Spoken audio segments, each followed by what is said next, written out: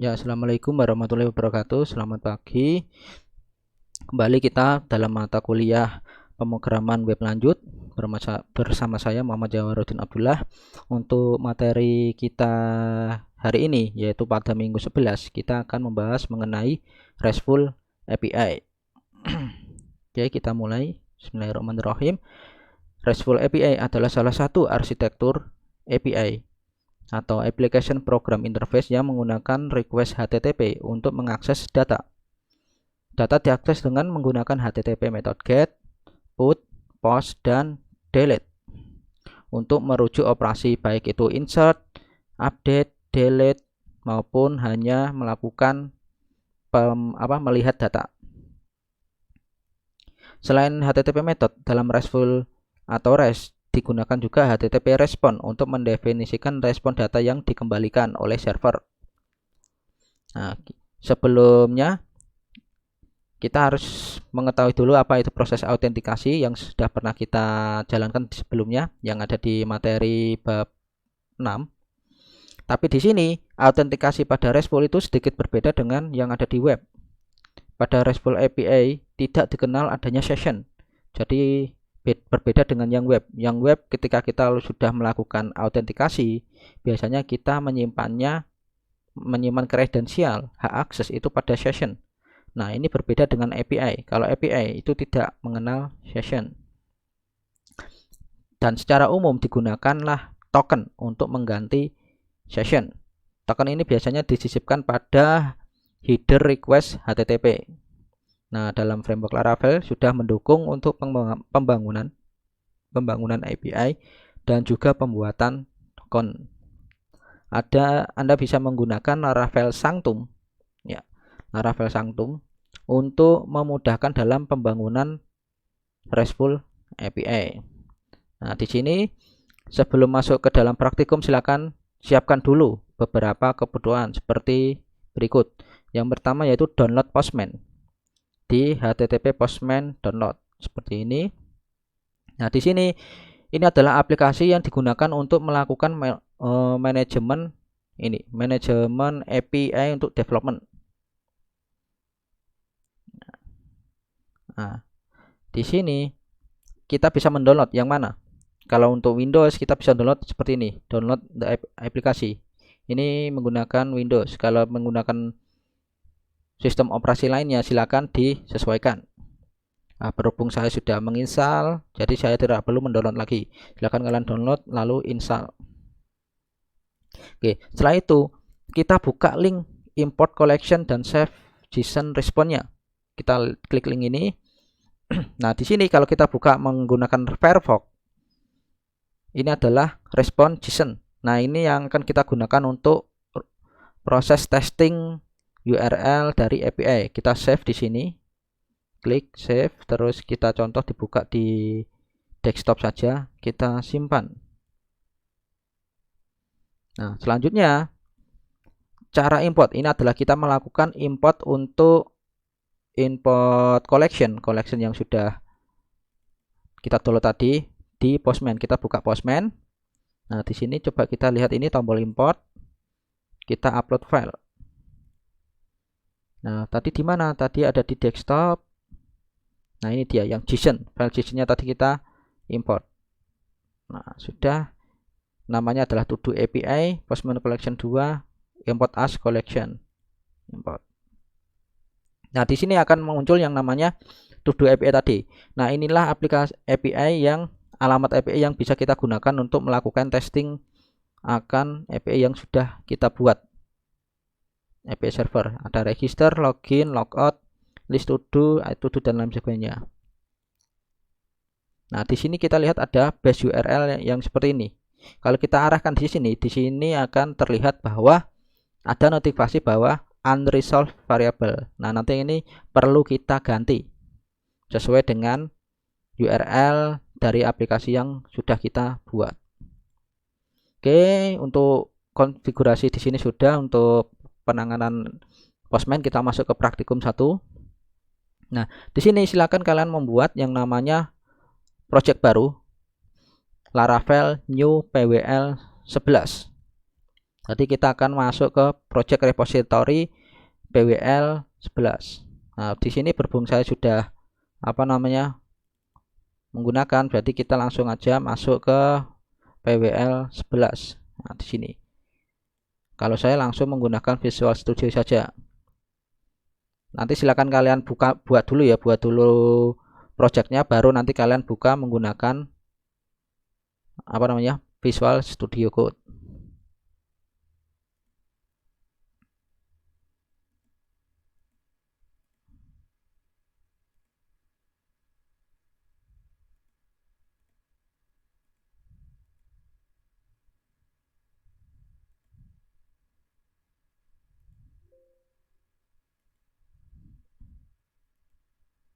Oke, terus kita buka tadi PWL 11. Mana PWL 11?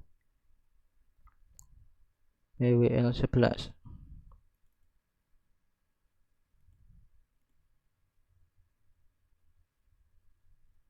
Nah, ini dia. Nah, di sini selanjutnya adalah silakan kalian jalankan yang namanya Composer Laravel Required Laravel Sanctum. Tapi di sini kita sebelumnya kita masuk ke tahap 2, yaitu silakan inisialisasi ya di GitHub-nya tadi bahwa kita ingin melakukan publikasi atau melakukan git push ke repo. Silakan kalian lakukan ini inisialisasi repository ataupun langsung kalian melakukan publish to GitHub untuk repository PWL 11. Saya tidak usah, saya sudah ada. Langsung kita lagi masuk ke dalam ini PHP. Silakan kalian copy paste perintah ini, PHP artisan vendor publish untuk Laravel Sanctum. Yang pertama kali kalian lakukan adalah menjalankan ini Composer Required Laravel Sanctum.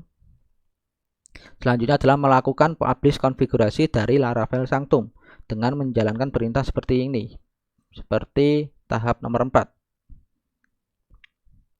Nah, setelah selesai kita akan membuat atau membuka yang namanya file user.php pada model.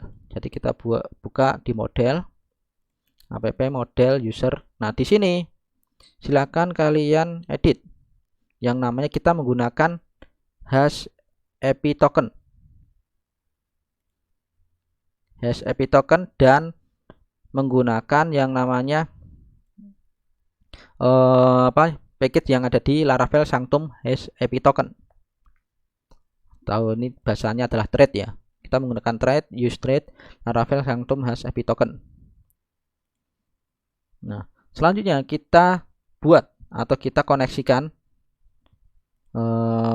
file env kita buat yang namanya PWL 11.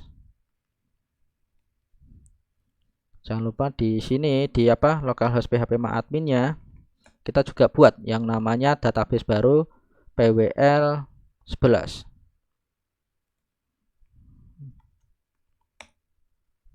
Nah, jika sudah, ini juga sudah PWL 11, maka kita lakukan adalah PHP artisan migrate. Kita lakukan PHP artisan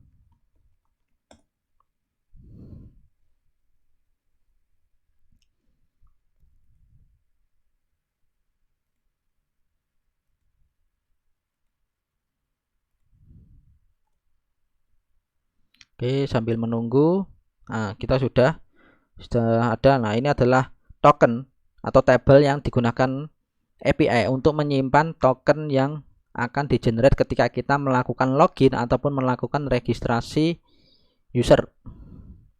Personal access token di sini. Ini adalah ini. Nah, sedangkan usernya sendiri nanti kita tetap membuatnya di user. Hanya tabel ini sajalah yang digunakan untuk menyimpan token akses kita token untuk mengakses API sesuai dengan kredensial yang sudah dilakukan, yaitu register atau login tadi. Oke, selanjutnya kita jalankan dulu PHP artisan serve.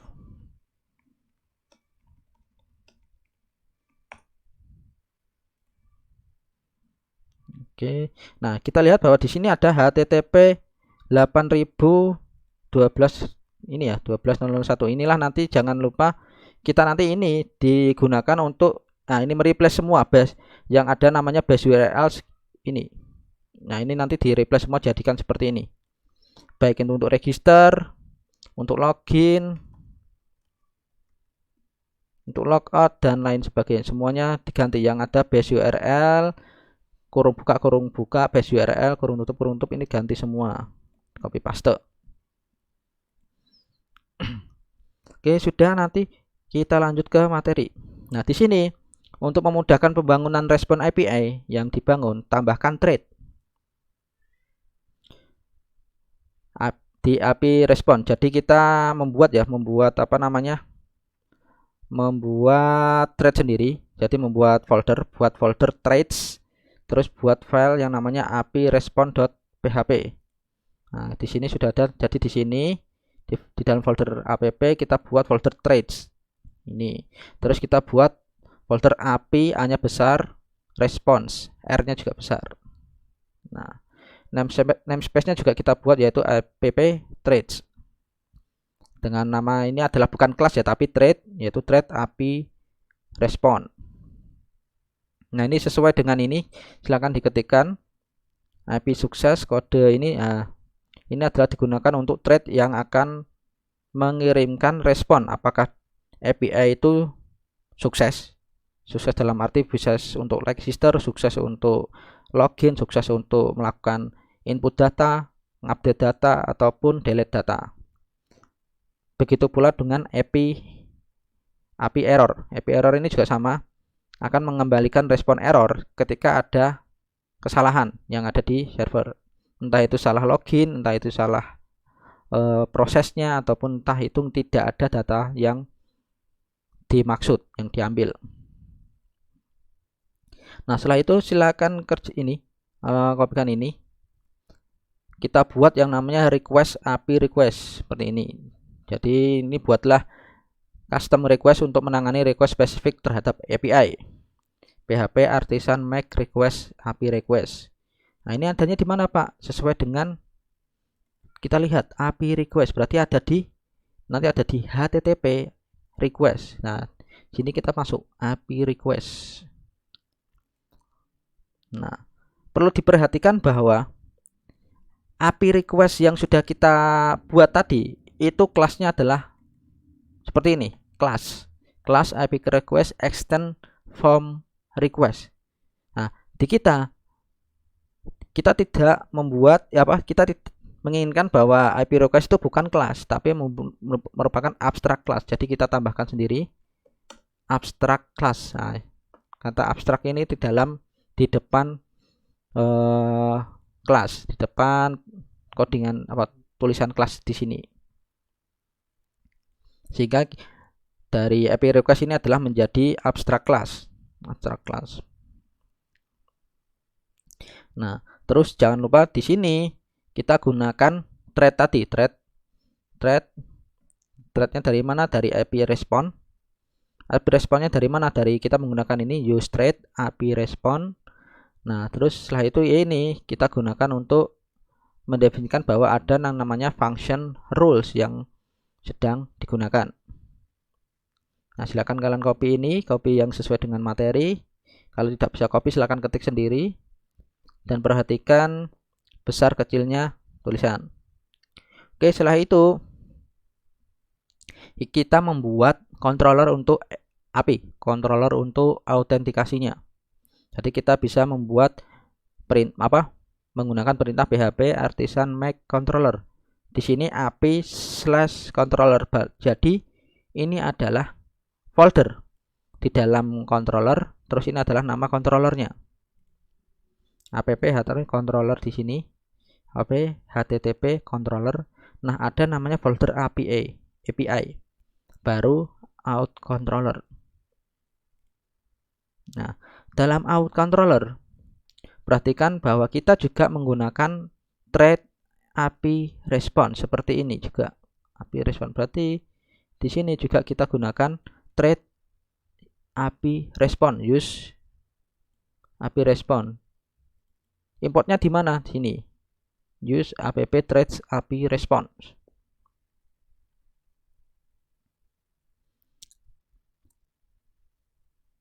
Oke, selanjutnya silakan kalian ini. Nah, dari sini untuk mengakses API-nya ya, jadi kita membutuhkan sebuah akun. Nah, sehingga dibutuhkan juga adalah proses register. Nah, tidak mungkin kita tidak mungkin kita login tanpa kita melakukan register dahulu. Entah itu register sendiri atau diregisterkan sama sistem. Nah, di sini kita melakukan register sendiri. Jadi kita membuat yang namanya API untuk register. Jadi kita bikin yang namanya register request. Ini perintahnya PHP artisan make request register request. Ini digunakan untuk menghandle proses register user. Filenya setelah kita melakukan ini, filenya ada di mana, Pak? Filenya ada di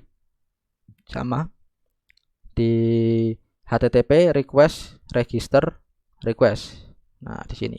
Nah, di sini perlu kita ketahui bahwa di sini kita tidak lagi menggunakan yang namanya thread, tapi kita langsung melakukan extend, yaitu parentnya API request.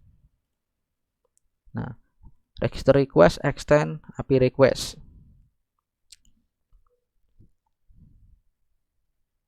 Nah, seperti ini ya, kita secara bawaan sudah ada yang namanya folder function authorize dan rule. Nah, kita perlu menggantinya, yaitu return ini dari false menjadi true, dan juga kita tambahkan yang namanya rule-nya, bahwa ketika kita melakukan register, yang kita butuhkan adalah field name, email, dan password. Email harus valid email dengan panjang maksimal adalah 255 dan harus unique emailnya, unique pada tabel user kolom email. Password di sini harus minimal 6 karakter kalau kita ingin melakukan register. Nah, terus kita buka lagi file itu tadi, register request ini. Seperti ini kan tadi. Nah, selanjutnya adalah tambahkan function register pada parameter register request dengan parameter register request pada API out controller. Nah, jadi ini codingan ini kita masukkan ke dalam out controller, digunakan untuk melakukan proses register atau menghandle request dan melakukan proses penyimpanan ke database ketika ada user yang melakukan registrasi. Oke, kita cek di sini out controller. Kita juga sama menggunakan API response tadi. Nah, ini kita tambahkan dengan parameternya adalah register request. Pak, register request ngambilnya dari mana? Ngambil dari use http request register request. Ini kalau kita hapus seperti ini akan error karena tidak ada.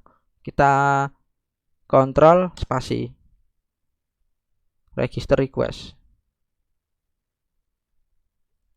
kontrol spasi, kita klik. Nah, register requestnya mana? Ini ditambahkan lagi sesuai dengan kelas register request ada di mana, yaitu ada di http request class register request. Nah, jika sudah menampung yang namanya action untuk melakukan registrasi, kita lanjut ke tahap ke-18, langkah ke-18, yaitu untuk melakukan fitur login. Kita buat yang namanya login request. Di sini berarti ya langkah 17 ini kita sudah selesai atau kita sudah menyiapkan yang namanya action atau API untuk proses registrasi. Sekarang langkah 18 kita siapkan adalah untuk melakukan proses, benar sekali, login. Jadi kita lakukan langkah seperti ini. Dan nanti di request http app http terus folder request akan muncul yang namanya login request.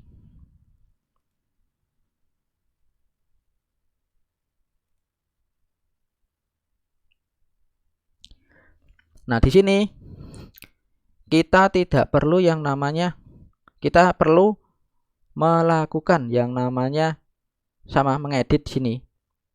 dari return false menjadi true, dan juga mengganti atau menambahkan hanya cukup 2 kolom saja, field saja yang dibutuhkan, yaitu field email yang digunakan untuk login dan field password juga yang digunakan untuk login.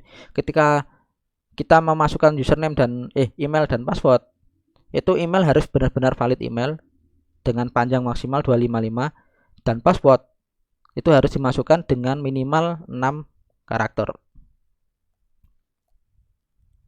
Nah, setelah itu, nah di sini juga ya login request extendnya adalah API request ya. Ini masih salah. Kita ganti dulu API request. Oke, sudah. Kita masuk ke langkah selanjutnya. Login request sudah kita handle. Berarti sekarang kita membuat yang namanya proses login di out controller. Nah, kita buka out controllernya lagi. Kita bikin yang namanya function login. Nah, seperti ini sesuai dengan yang ada di materi ini. Silakan kalian ketikkan. Nah, di sini kita malah mengimplementasikan yang namanya create token. Create token ini dari mana, Pak? Ini sudah bawaan dari Laravel Sanctumnya. Jadi kita tidak perlu repot lagi. Adanya di mana? Adanya di, ya kita tidak bisa mengetahui. Cuma ini adalah dari bawaan Laravelnya. Tidak kita bikin sendiri fungsinya. Oke, proses ini adalah namanya, ini kita lakukan, yaitu kita lihat ini login request sebagai parameter request. Ini kita lakukan validate. Validate di sini adalah kita melakukan validasi. Apakah validasinya dari mana? Kita lihat login request validasi, login request validasi. Nah, nanti validasinya melihat berdasarkan role yang ada di sini. Apakah yang dimasukkan email atau bukan? Terus apakah passwordnya lebih dari minimal 6 atau lebih dari 6? Kalau iya, maka dia berhasil langsung masuk ke tahap sini. Dicek di sini kan nanti. Kalau ternyata dia gagal atau password kurang dari 6 karakter atau emailnya bukan valid email, maka dia akan mengembalikan return error, yaitu credential not match.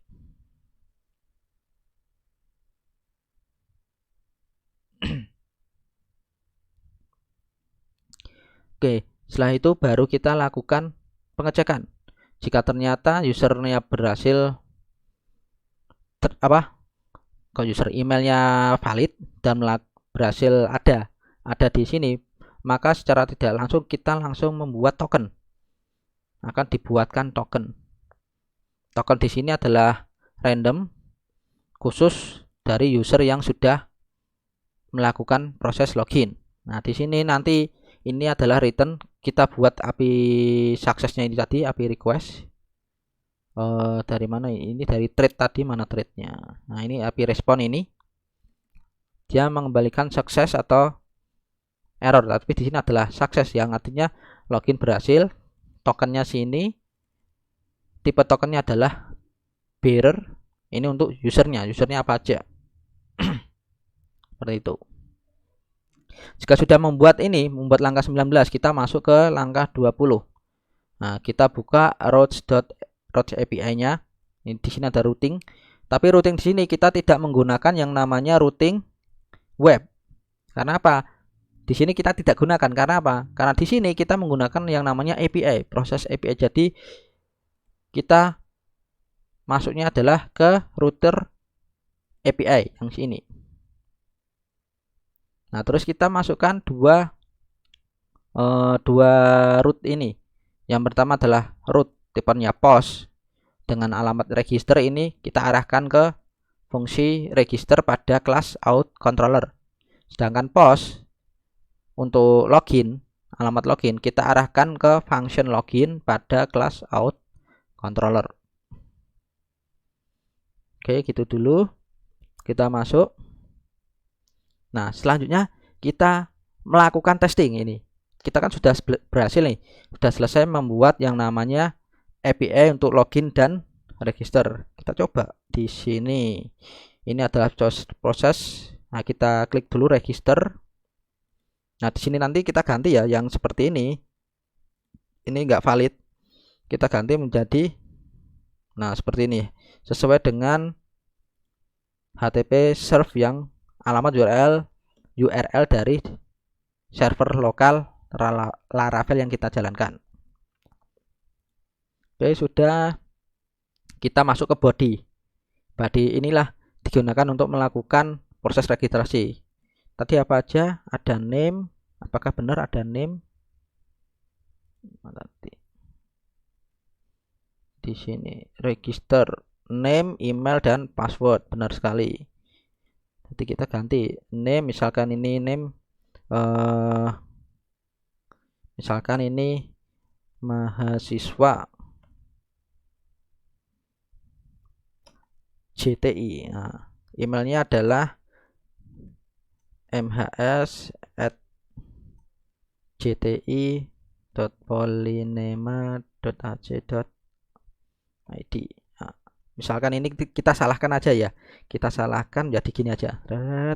Passwordnya adalah rahasia banget atau 123456 aja.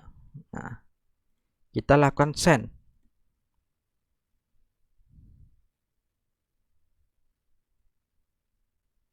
Di sini ada error. The email must be valid email address. Artinya apa? Waktu kita registrasi di sini, kita lakukan validasi dulu. Dilakukan validasinya di mana? Di register request, melalui register request. Register request yang mana? Ini. Pak, di sini nggak ada validasi. Ya nggak ada. Ini bawaan dari yang ada di sini. Extend. Jadi ada di parent. Parentnya mana? Parentnya adalah API request. Nanti di sinilah yang dilakukan registrasi. Kok nggak ada Pak yang namanya validate? Berarti dia berada di parentnya lagi, yang namanya adalah form request. Seperti itu. Di sini kita lihat bahwa di register request ada rule yang namanya input name, input email, dan input password. Di sini input emailnya yang salah karena apa? Dia tidak valid email, tidak menyebutkan email yang valid. Berarti kita ganti dulu seperti ini. Kita kirim. Responnya adalah data token. Berarti kita dapat tokennya.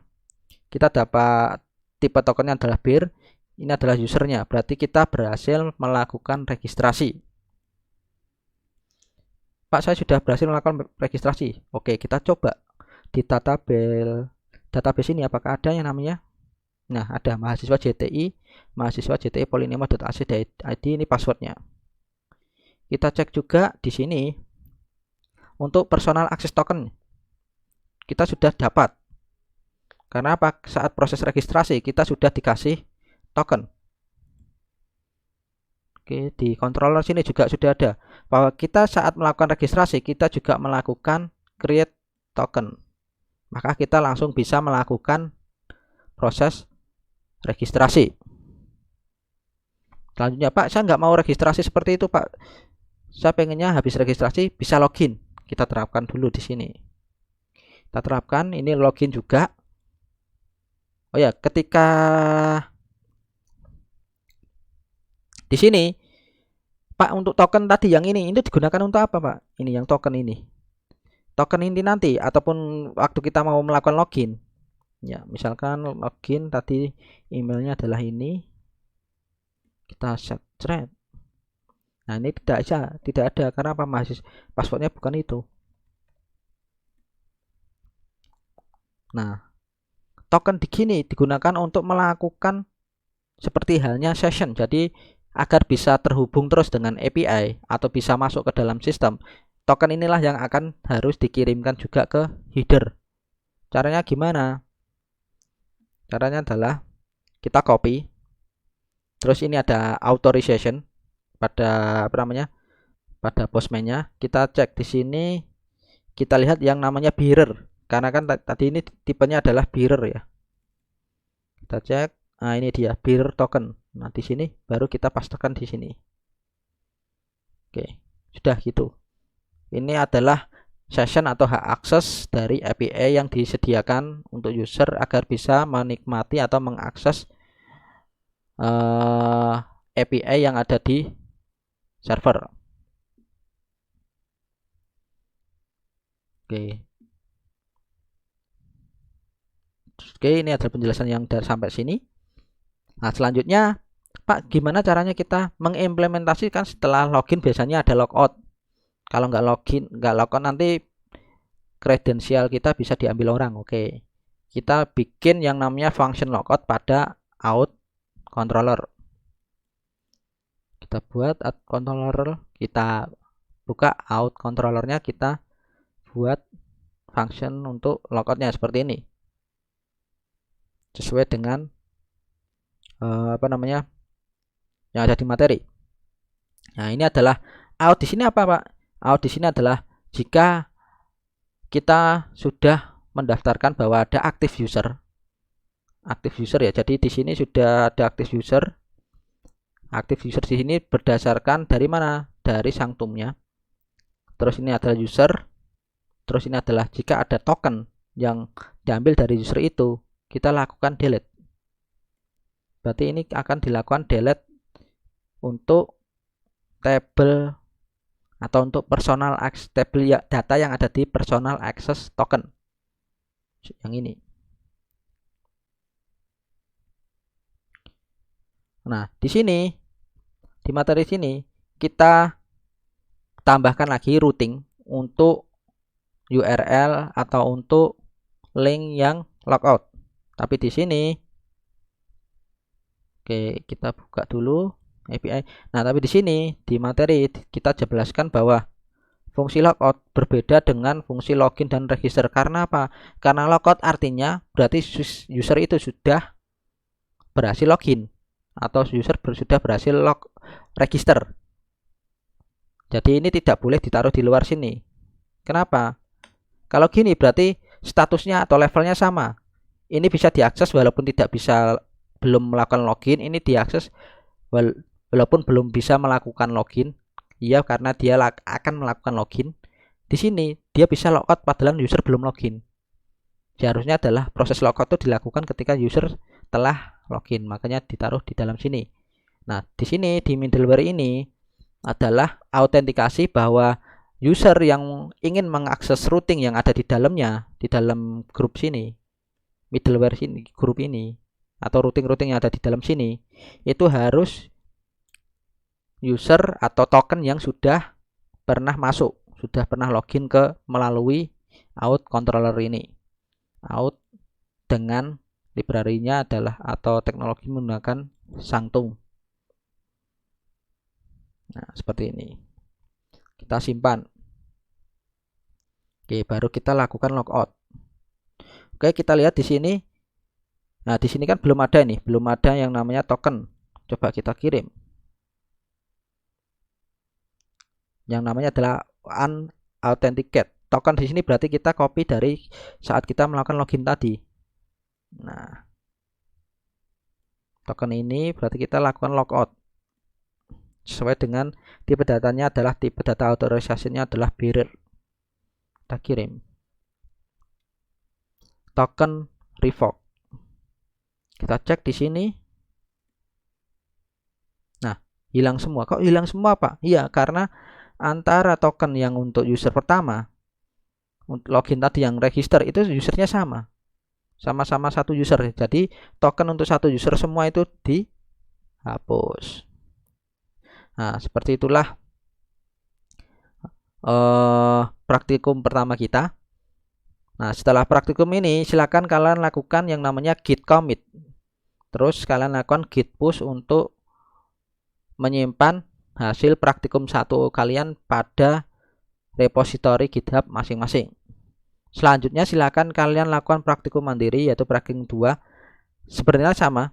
Perlakuannya sama dengan yang di atas, cuma yang di sini kalian lakukan bukan lagi login dan logout tapi melakukan CRUD, proses CRUD yaitu create, update, delete.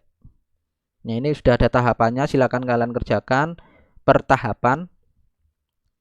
Nah, per tahapan ataupun jika ada perubahan silakan lakukan commit dan di akhir praktikum nanti silakan kalian lakukan push. Nah, di sini di awal praktikum 2 ini silakan kalian pas membuat migrasi ini silakan kalian commit dengan judul praktikum 2. Ya, jadi pas awal pertama kali komit di untuk praktikum 2, silakan kalian lakukan atau berikan message pada komit itu adalah praktikum 2 langkah pertama, seperti itu. Oke, begitu saja penjelasan untuk praktikum 11 kali ini. Terima kasih atas waktunya. Jika ada pertanyaan silakan bertanya melalui WhatsApp grup. Sekian dari saya, terima kasih. Assalamualaikum warahmatullahi wabarakatuh.